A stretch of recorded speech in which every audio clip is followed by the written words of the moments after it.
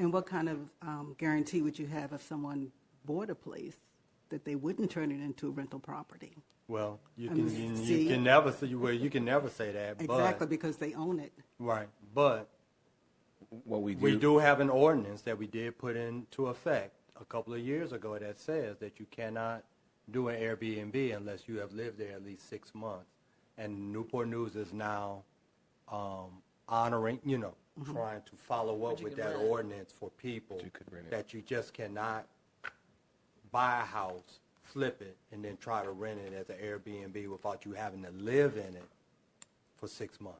That's But not you can very still long. rent it. You can still rent You can it. still rent the property. You have a question, You know, lady? I just want to make a comment. It is an interesting dilemma because as each of these houses start to have driveways, it takes away a lot of the street parking.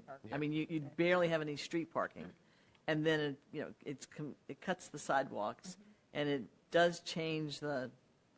I don't want to say this. It does change sort of the texture of the neighborhood by having a driveway, and not. You're taking away a lot of street parking, which, I live in Hilton Village, and our street parking is gold. I mean, so it's an interesting dilemma. I hadn't thought about it from that standpoint, the shift it takes out of the traditional neighborhood into this sort of quasi-suburban neighborhood when the lots aren't big enough. Right.